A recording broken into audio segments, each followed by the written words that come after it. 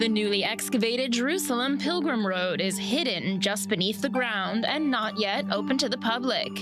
In memory of Tisha B'Av, the day commemorating the destruction of the Jewish Second Temple, we took a behind-the-scenes tour with the City of David Foundation. According to Israeli researchers, the road is littered with archaeological proof of both the temple and its subsequent destruction.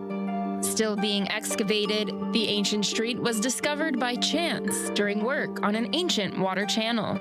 And looked up and we saw this manhole from down below. And we realized if there's a manhole right here, there must be a road. And we actually began with the Israel Antiquities Authority to dig right in this area. And we uncovered this road, which is the road that leading up to the destruction for 100 years, tens of millions of Jews and non-Jews would have walked up. And this brought us to one of the most incredible discoveries we found to date, which is this podium.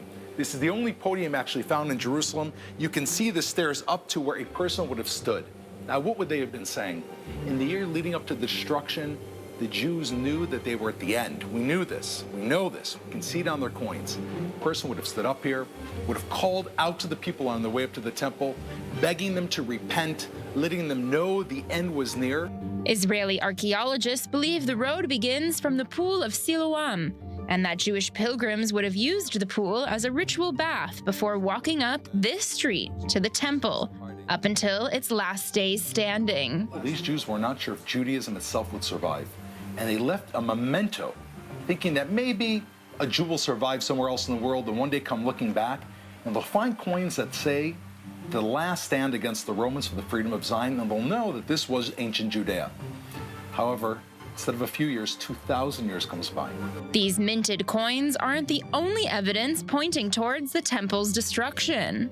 What you have here is the ash of the actual burning of the temple. We find this entire home, which is off to the side here underneath, is covered with the ash. This is charcoal from that last burning. And now to come back and walk up on these very same stones as a tourist, as an Israeli, somebody from around the world, it just shows how history is a circle. This comes back around again, and the Jewish people are back in the land of Israel. And the underground pathway isn't the only layer of the temple's history waiting beneath the surface. But underneath us, we found something very interesting. Here we can see a channel that goes underneath our feet, and this is actually the place that Josephus says the last Jews in Jerusalem hid before they were destroyed and killed by the Romans. We make our way down a small, damp staircase to see what the ancient historian Josephus Flavius wrote about. So we've gone beneath the floor stones of the Pilgrimage Road, and what we see beneath us is the opening to the underground water channel. Very carefully follow me. We can imagine those men, women, and children down here hiding as they hear the clamoring of the boots of the Romans on the stones over their heads. The Romans tear open the Pilgrimage Road above us, come down here and destroy all those who were here, except for a handful who made it out alive. This was the last moment, the last few breaths of Jerusalem thousands of years ago was here. The Pilgrim Road is set to open in 4 months, and the City of David is looking forward to having people from around the world walk down this path once more.